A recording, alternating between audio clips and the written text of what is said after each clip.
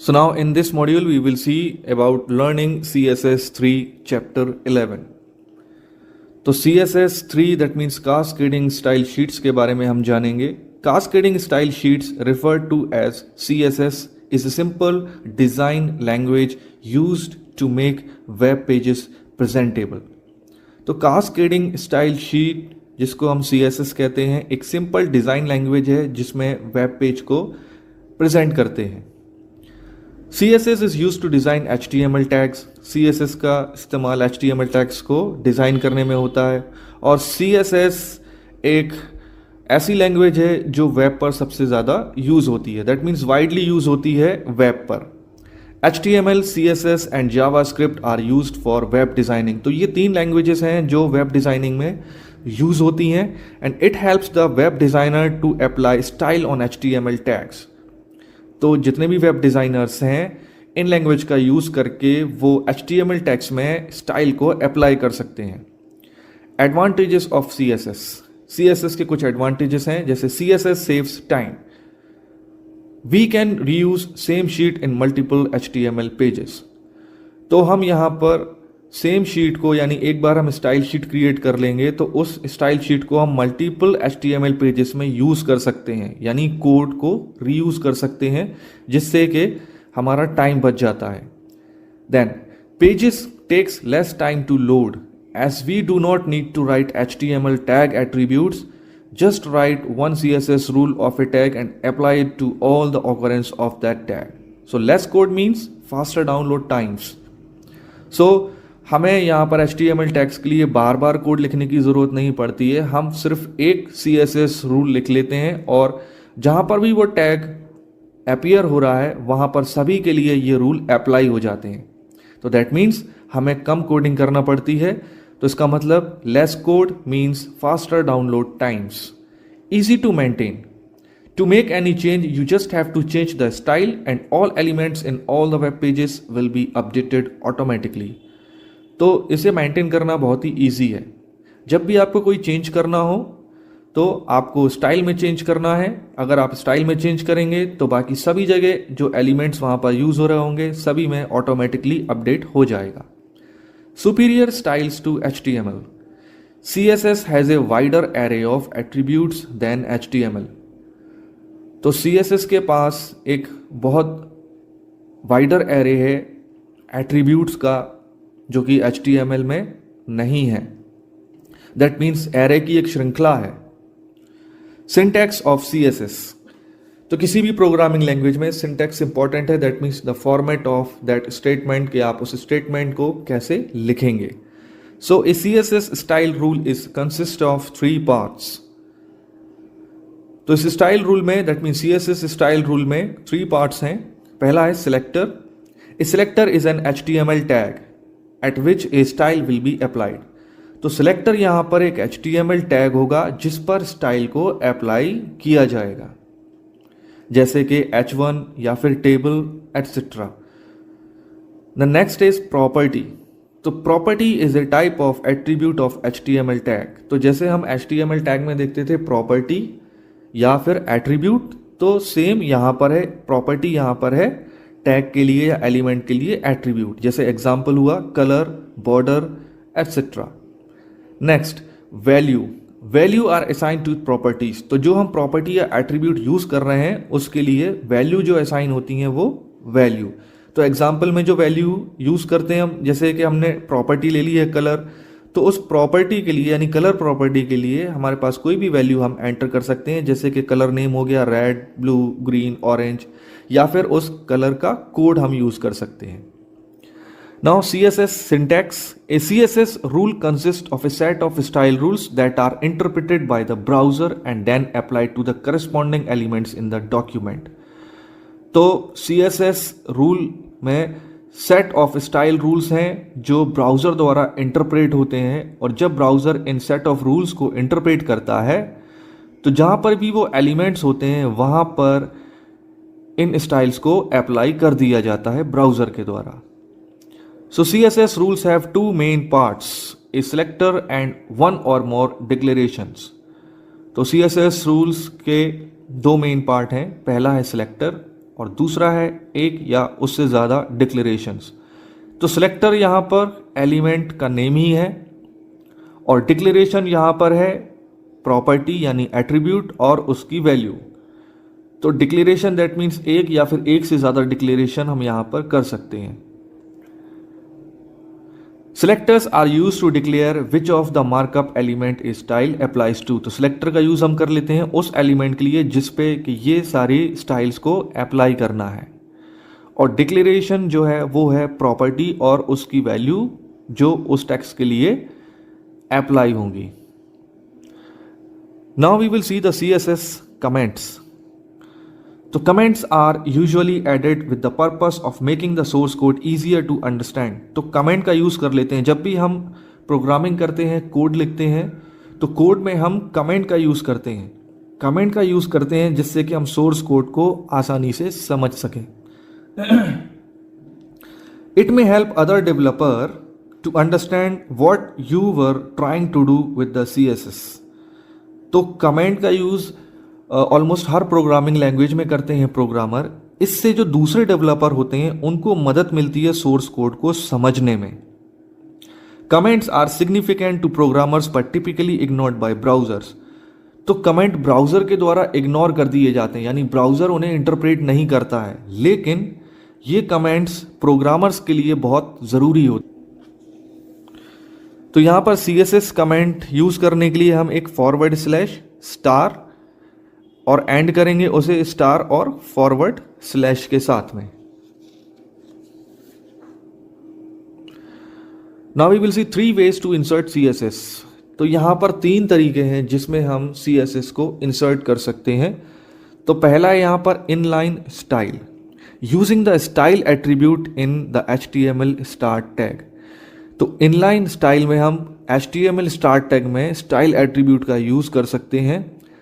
दूसरा तरीका है internal style sheets, using the style element in the head section of a document. दूसरा तरीका है इंटरनल स्टाइल शीट्स जिसमें हम स्टाइल एलिमेंट या टैग का यूज कर लेंगे, वो भी हेड सेक्शन के अंदर।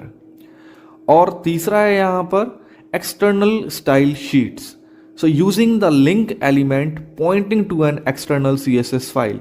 तो एक्सटर्नल स्टाइल शीट्स में हम यहाँ पर दूसरी जो कि एक CSS फाइल होगी उसे लिंक कर लेंगे लिंक टैग के साथ में। तो सबसे पहले हम यहाँ पर देखेंगे activity 1, different type of effects using inline style. तो यहाँ पर इनलाइन स्टाइल के लिए हम अलग अलग इफेक्ट्स देखेंगे। तो सबसे पहले हम नोटपैड में ये कोड टाइप कर लेते हैं। कोड में हमने यहाँ पर इनलाइन स्टाइल का यूज़ किया है, दैट मीन्स टैग या एलिमेंट के अंदर हमने स्टाइल एट्रीब्यूट का यूज़ किया है। तो हेडिंग टैग के अंदर और पैराग्राफ टैग के अंदर और div टैग यानी एलिमेंट के अंदर हम स्टाइल एट्रीब्यूट का यूज़ कर रहे हैं। तो ये जो इफेक्ट है ये इनलाइन स्टाइल इफेक्ट है, जहाँ पर हमने कलर एट्रीब्यूट, फॉन्ट एट्रीब्यूट का यूज़ किया हुआ है। तो ये कोड ऐड करने के बाद या लिखने के बाद आप इसे सेव कर लेंगे। इस फाइल को सेव करना है आपको फाइल नेम .htm या HTML एक्सटेंशन के साथ में। जब आप इस फाइल को सेव कर लेंगे तब इसे हम ओपन करेंगे वेब ब्राउज़र में। तो जैसे ही हम वेब ब्राउज़र में से ओपन करेंगे तो हमारा ये कोड जो है वो यहाँ पर एग्जीक्यूट हो जाएगा जिसमें हमने इनलाइन स्टाइल का यूज़ किया हुआ है। वैसे ही हम यहाँ पर देखेंगे एक्टिविटी 2। एक्टिविटी 2 में यहाँ पर हम लिंक रेल का यूज़ करेंगे, दैट मीन्स यहाँ पर हम यूज़ करेंगे लिंकिंग एक्सटर्नल स्टाइल शीट्स। तो एक्सटर्नल स्टाइल शीट को लिंक करने के लिए सबसे पहले हम यहाँ पर एक फाइल बना लेते हैं। तो हमने यहाँ पर फाइल बना ली है जो स्क्रीन पर आप देख रहे हैं, आपकी बुक में भी है, पेज नंबर 151 पे दिया हुआ है जो आप स्क्रीन देख रहे हैं आउटपुट वाली, उसमें। तो हमने यहाँ पर इस एलिमेंट का यूज़ कर लिया है, दैट मीन्स H1, जिसके लिए ये एट्रीब्यूट हमने सेट कर दिए हैं। कलर रेड कर दिया है और बैकग्राउंड कलर ग्रीन कर दिया है। इस फाइल को हम फाइल नेम .css एक्सटेंशन के साथ में सेव करेंगे, फाइल नेम .css। इस फाइल को सेव करने के बाद ये हमारी एक CSS यानी स्टाइल शीट या कह सकते हैं हम कास्केडिंग स्टाइल शीट यहाँ पर हमारी सेव हो जाएगी। फिर हम यहाँ पर लिखेंगे एक HTML डॉक्यूमेंट जिसमें हम style.css जो फाइल हमने सेव की है उसे हम लिंक करेंगे। तो HTML कोड हम यहाँ पर लिख लेंगे और यहाँ पर हम लिंक टैग का यूज़ करेंगे जिसमें हमने एट्रीब्यूट रेल का यूज़ किया है। एट्रीब्यूट रेल यहाँ पर रिलेशनशिप बता रहा है यहाँ पर, जो कि हम यहाँ पर style.css फाइल को लिंक कर रहे हैं। तो रिलेशन क्या है, एक स्टाइल शीट का है और फाइल हमारी जो href एट्रीब्यूट हमने यूज़ कर लिया है वो फाइल है हमारी style.css। दैट मीन्स इस फाइल को हम यहाँ पर लोड करेंगे। तो इस style.css में हमने दिस h एलिमेंट के लिए हमने एट्रीब्यूट सेट किए हैं, वो ऑटोमेटिकली इस ब्राउज़र में आके इंटरप्रेट हो जाएंगे, लोड हो जाएंगे। और ये जो हमारा welcome to cascading style sheet है उसमें वो एट्रीब्यूट्स अप्लाई हो जाएंगे। तो इसको हम सेव कर लेंगे फाइल नेम .html के साथ में और फिर हम इस फाइल को ब्राउज़र में रन करेंगे। तो हम देख सकते हैं यहाँ पर जो आउटपुट मिल रहा है हमको, welcome to cascading style sheet जो टेक्स्ट है जिसका एट्रीब्यूट कलर है, टेक्स्ट कलर वो रेड है और जो बैकग्राउंड कलर है वो ग्रीन है, जो कि हमने style.css फाइल में सेव किया था। इसके बाद हम यहाँ पर कुछ CSS प्रॉपर्टीज़ देख लेंगे, यानी कास्केडिंग स्टाइल शीट्स में यूज़ होने वाली कुछ प्रॉपर्टीज़ अलग अलग टैग्स के लिए। तो सबसे पहले हम यहाँ पर देख लेते हैं एक्टिविटी 3। एक्टिविटी 3 में हम देखेंगे to use the background colour property. तो यहाँ पर बैकग्राउंड कलर प्रॉपर्टी यूज़ करने के लिए हम यहाँ पर हेड टैग के अंदर स्टाइल टैग का यूज़ कर रहे हैं। दैट मीन्स हम यहाँ पर यूज़ कर रहे हैं internal style sheet. Internal style sheet में हम हेड सेक्शन के अंदर ही स्टाइल टैग का यूज़ करेंगे। तो स्टाइल टैग और जो एलिमेंट जिस पर हमको ये एट्रीब्यूट अप्लाई करना है उस एलिमेंट को हमने यहाँ पर लिख लिया है और यहाँ पर हम सिर्फ बैकग्राउंड कलर को चेंज कर रहे हैं जो कि रेड कर रहे हैं। तो यहाँ पर हमने स्टाइल टैग को ओपन किया है, बॉडी एलिमेंट के लिए एट्रीब्यूट सेट कर दिए हमने और ये जो आप पैरेंथेसिस देख रहे हैं, सॉरी ये जो आप ब्रैकेट देख रहे हैं, करली ब्रैकेट ओपन एंड क्लोज, तो ये ब्लॉक हो गया है इस बॉडी एलिमेंट के लिए जहाँ पर इस ब्लॉक में हमने एट्रीब्यूट लिखे हुए हैं। स्टाइल टैग को हमने क्लोज कर दिया है, फिर हेड सेक्शन क्लोज कर दिया है और बॉडी टैग के अंदर हमने यहाँ पर h1 एलिमेंट यानी टैग को यूज़ कर लिया है। इस फाइल को भी हम फाइल नेम .html एक्सटेंशन के साथ में सेव कर लेंगे। सेव करने के बाद इसे हम ब्राउज़र में एग्जीक्यूट करेंगे तो हमें ये आउटपुट मिल जाएगा जिसमें हमने बैकग्राउंड कलर रेड किया हुआ था। नेक्स्ट हम देखेंगे यहाँ पर activity number 4 to use the background image property. तो बैकग्राउंड इमेज प्रॉपर्टी यूज़ करने के लिए सेम हमने वही लिया हुआ है, बस हमने यहाँ पर इस बॉडी एलिमेंट के लिए बैकग्राउंड इमेज एट्रीब्यूट का यूज़ कर लिया है, यानी प्रॉपर्टी का यूज़ कर लिया है जिसमें हमने URL के लिए और वो उस इमेज का नेम दे दिया। यहाँ पर इमेज का नेम है .to.png। png यहाँ पर टाइप है, तो जब भी आप यहाँ पर इमेज नेम स्पेसिफाई करेंगे हमेशा उसके टाइप को भी स्पेसिफाई करेंगे, दैट मीन्स उसका एक्सटेंशन। तो इस इमेज को हम जो लोड कर रहे हैं वो है एक PNG टाइप की इमेज और बाकी के सारे कोड सेम टू सेम है जैसे आपने प्रीवियसली देखे हैं। तो h1 हमने यहाँ पर ले लिया है बैकग्राउंड इमेज टेक्स्ट जो कि डिस्प्ले होगा, इसे भी हम फाइल नेम देकर .html के साथ में सेव कर लेंगे। सेव करने के बाद हम इसे ब्राउज़र में ओपन करेंगे तो ओपन करने पर आप देखेंगे यहाँ पर कि इमेज यहाँ पर लोड हो गई है जो कि बैकग्राउंड इमेज है और टेक्स्ट हमें यहाँ पर जो हेडिंग है बैकग्राउंड इमेज यहाँ पर दिखाई दे रहा है। नेक्स्ट हम यहाँ पर देखेंगे एक्टिविटी 5। तो एक्टिविटी 5 को हम सबसे पहले एक एडिटर में ओपन कर लेते हैं, यानी नोटपैड एडिटर में। तो एक्टिविटी 5 में हम देखेंगे यहाँ पर फॉन्ट फैमिली का यूज़ और उस फॉन्ट फैमिली में हम देखेंगे जो फॉन्ट फेस होगा वो लूसिडा हैंड राइटिंग का होगा। जिस तरह से हम HTML में फॉन्ट टैग का यूज़ करते हैं और वहाँ पर एट्रीब्यूट यूज़ करते हैं फॉन्ट के लिए फेस, साइज एंड कलर, तो यहाँ पर हम यूज़ कर रहे हैं फॉन्ट फैमिली और फैमिली के लिए जो वैल्यू है दैट इज़ लूसिडा हैंड राइटिंग, यानी इस तरह का फॉन्ट फेस हमको दिखाई देगा और ये होगा h1 एलिमेंट पर अप्लाई। तो h1 एलिमेंट है यहाँ पर जो हमने टेक्स्ट लिखा हुआ है लूसिडा हैंड राइटिंग, तो इस टेक्स्ट पर ये जो h1 में ब्लॉक में जो हमने स्टाइल में लिखा हुआ है फॉन्ट फैमिली वो अप्लाई हो जाएगा। तो इस फाइल को भी हम सेव कर लेंगे .html एक्सटेंशन के साथ में और ब्राउज़र में जब ओपन करेंगे तो हमको यहाँ पर लूसिडा हैंड राइटिंग वाला फॉन्ट फेस दिखाई देगा आउटपुट में। वैसे ही हम अगली एक्टिविटी देखते हैं यहाँ पर activity 6 to use the font size property. अब हम यहाँ पर देख लेंगे फॉन्ट साइज प्रॉपर्टी का।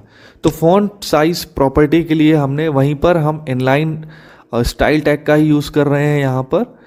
तो पी टैग यानी पी एलिमेंट के लिए हम इस फॉन्ट साइज को अप्लाई करेंगे। तो P element that means paragraph tag है यहाँ पर। तो फॉन्ट साइज हमने ले लिया है 40 पिक्सल का, और ये जो ओपनिंग एंड क्लोजिंग करली ब्रैकेट आप देख रहे हैं ये है इसके लिए ये ब्लॉक जिसमें हमने इन एट्रीब्यूट्स को लिखा हुआ है। तो ये जो एट्रीब्यूट है फॉन्ट साइज यहाँ पर पी टैग के लिए अप्लाई होगा। तो इस फाइल को भी हम .html एक्सटेंशन के साथ में सेव करेंगे।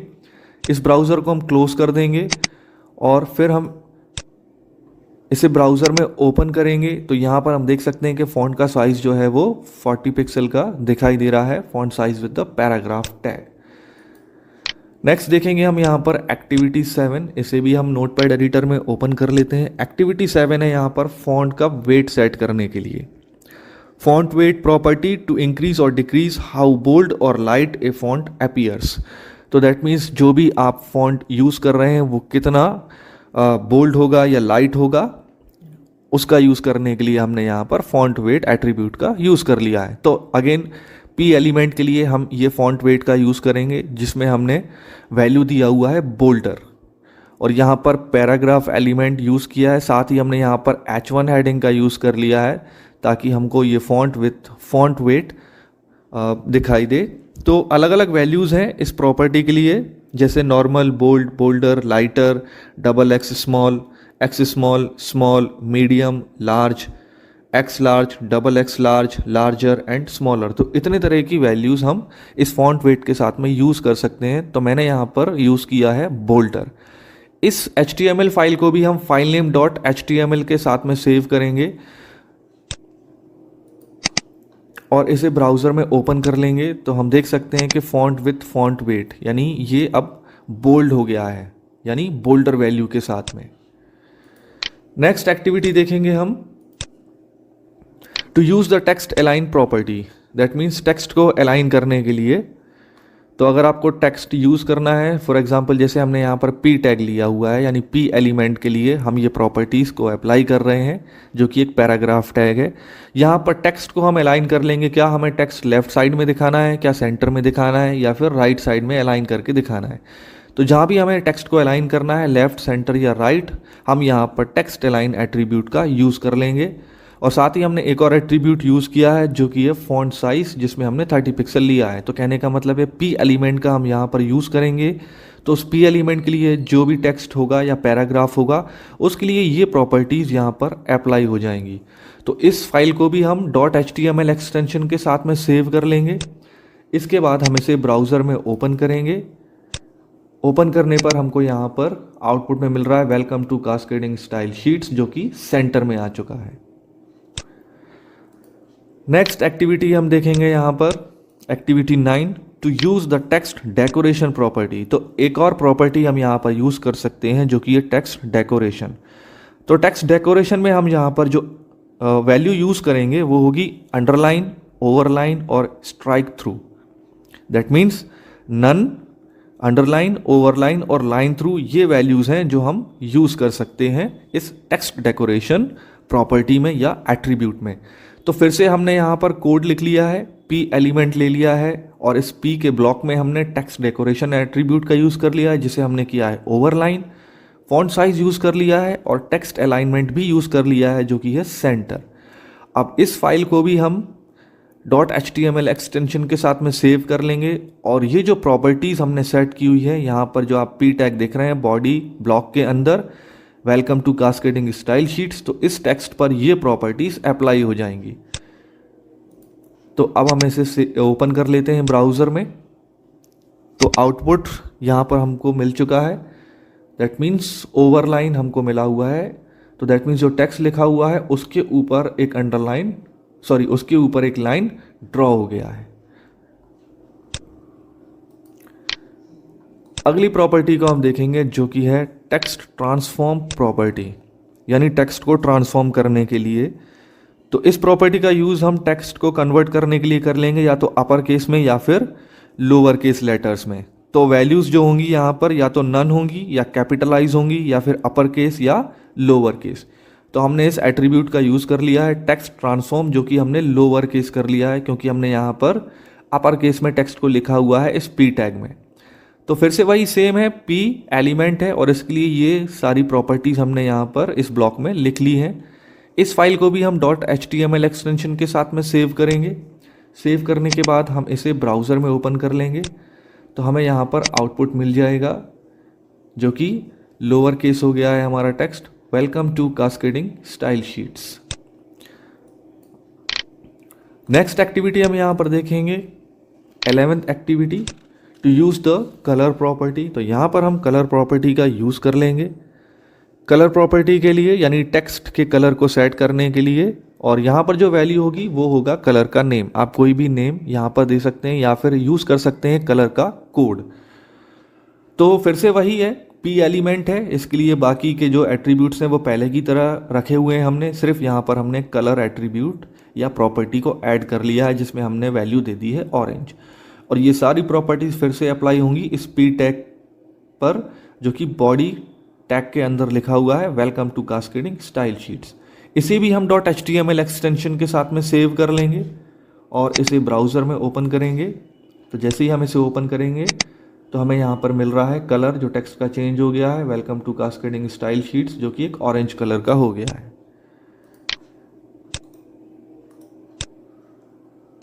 नेक्स्ट प्रॉपर्टी यहाँ पर हम देखेंगे जो कि होगी border, border width, border style और बॉर्डर कलर। तो बॉर्डर एट्रीब्यूट यहाँ पर बॉर्डर सेट करने के लिए होगा। बॉर्डर विड्थ यहाँ पर स्पेसिफाई करेगा थिकनेस ऑफ द बॉर्डर और वैल्यू जो होगी या तो px में होगी पिक्सल या फिर पॉइंट में होगी pt। नाउ बॉर्डर स्टाइल का भी यूज़ कर लिया है हमने यहाँ पर, बॉर्डर स्टाइल एट्रीब्यूट। यहाँ पर ये जो एट्रीब्यूट है वो बॉर्डर स्टाइल को स्पेसिफाई करेगा, जिसके लिए जो वैल्यूज़ होंगी वो होंगी या तो नन या फिर dotted, dashed, solid, double, groove, ridge, inset या फिर आउटसेट। तो इनमें से हम कोई भी वैल्यू सेट कर सकते हैं बॉर्डर स्टाइल के लिए। और नेक्स्ट एट्रीब्यूट होगा बॉर्डर कलर, जिसमें हम बॉर्डर के कलर को स्पेसिफाई करेंगे। तो उसके लिए जो वैल्यू होगी वो कोई भी कलर नेम होगा या फिर कलर कोड होगा। तो इसके लिए हमने यहाँ पर फिर से ये HTML कोड तैयार कर लिया है जहाँ पर हमने एलिमेंट लिया है P, और इस P एलिमेंट के लिए ही हम ये सारे एट्रीब्यूट्स को सेट कर लेते हैं, जहाँ पर border width 10 pixel, border style हो गया डैश्ड, बॉर्डर कलर हो गया है रेड, फॉन्ट साइज हमने यहाँ पर ले लिया है 30 पिक्सल का, और टेक्स्ट अलाइन एट्रीब्यूट यूज़ कर लिया है या प्रॉपर्टी यूज़ कर ली है जिसको हमने सेंटर में कर दिया है। और ये सारी प्रॉपर्टीज़ जो हैं वो इस पी टैग में जो टेक्स्ट लिखा हुआ है welcome to cascading style sheets, इस पर अप्लाई हो जाएगी। तो अगेन इसको भी हम .html एक्सटेंशन के साथ में सेव कर लेंगे। इसे हम ब्राउज़र में ओपन करेंगे तो यहाँ पर हमको आउटपुट मिल जाएगा क्योंकि हमने यहाँ पर सारे एट्रीब्यूट यूज़ कर लिए हैं, border, border width, border style and border colour. Next एक और एक्टिविटी देखते हैं, activity 13, to use image property. यानी इमेज यदि आपको अपने वेब ब्राउज़र में दिखानी है तो इमेज के लिए हम कुछ प्रॉपर्टी का यूज़ कर लेंगे। दैट मीन्स इमेज की प्रॉपर्टी के लिए फॉर एग्जांपल हाइट, विड्थ और उसकी ओपेसिटी हम सेट कर सकते हैं। तो इसके लिए हमने यहाँ पर img एलिमेंट ले लिया है क्योंकि इस पर ये एट्रीब्यूट्स अप्लाई होंगे, और इस img टैग को हम बॉडी टैग के अंदर लिखेंगे।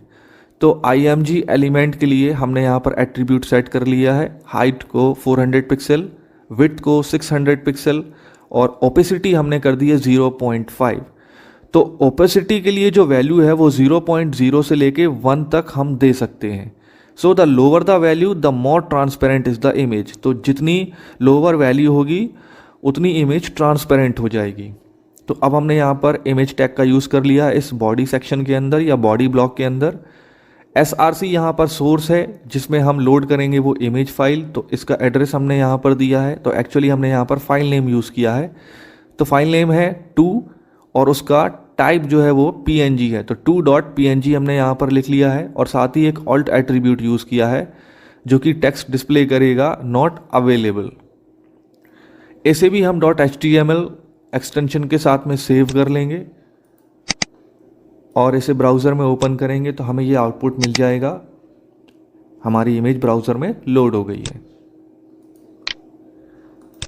अब एक और एक्टिविटी देखते हैं हम, एक्टिविटी 14, जिसमें हम होवर प्रॉपर्टी का यूज़ करेंगे। होवर प्रॉपर्टी का क्या काम है? Hover property that signifies that whenever the users mouse pointer hovering over the element it will change the colour और any other property on its own. तो जब भी हम माउस पॉइंटर उस टेक्स्ट पर या एलिमेंट पर लेकर आएंगे तो क्या होगा? उस एलिमेंट का कलर चेंज हो जाएगा या फिर कोई दूसरी प्रॉपर्टी अपने आप में चेंज हो जाएगी। So the hover selector is used to select elements when you mouse over them, यानी जब भी हम माउस को उस पर या उस एलिमेंट पर लेकर आएंगे तो the hover selector can be used on all elements not only on links। तो यानी hover selector होगा उससे रिलेटेड सारे एलिमेंट्स पे वो यूज़ होगा। तो यहाँ पर हमने एक प्रोग्राम देख लिया है इस होवर एलिमेंट का यूज़। तो हमने यहाँ पर ए ले लिया है एलिमेंट, ए यहाँ पर एंकर टैग के लिए है। ए में हमने कलर सेट कर दिया है, टेक्स्ट का कलर रेड और टेक्स्ट डेकोरेशन हमने नन रखा हुआ है। अब यहाँ पर हमने ए यूज़ किया है, दैट इज़ एंकर टैग के लिए ही, जिसमें हमने होवर का यूज़ किया है। और यहाँ पर इसके लिए कलर सेट कर दिया है ग्रीन, दैट मीन्स टेक्स्ट पर कलर रेड होगा, लेकिन जैसे ही आप माउस उस टेक्स्ट पर लेके आएंगे यानी उस लिंक पर लेकर आएंगे तो उसका कलर ग्रीन हो जाएगा। तो हमने बॉडी टैग के अंदर यहाँ पर ए यानी एंकर टैग का यूज़ कर लिया है, जिसमें HREF जो कि है हाइपर रेफरेंस एट्रीब्यूट। यहाँ पर हम देंगे उस फाइल का एड्रेस या उस फाइल का नेम जो हमें लिंक करनी है। तो फाइल जो हमें लिंक करनी है वो है style.css, यानी यहाँ पर भी हमको टाइप स्पेसिफाई करना होगा जो भी आप फाइल लेंगे। या तो अगर आप HTML फाइल लिंक करना चाहते हैं तो यहाँ पर फाइल नेम .html लिखेंगे। मैंने यहाँ पर style.css फाइल को लिंक किया हुआ है और यहाँ पर h1 टैग यूज़ कर लिया है ताकि टेक्स्ट जो है वो थोड़ा सा बड़ा दिखाई दे, h1 हेडिंग वाला।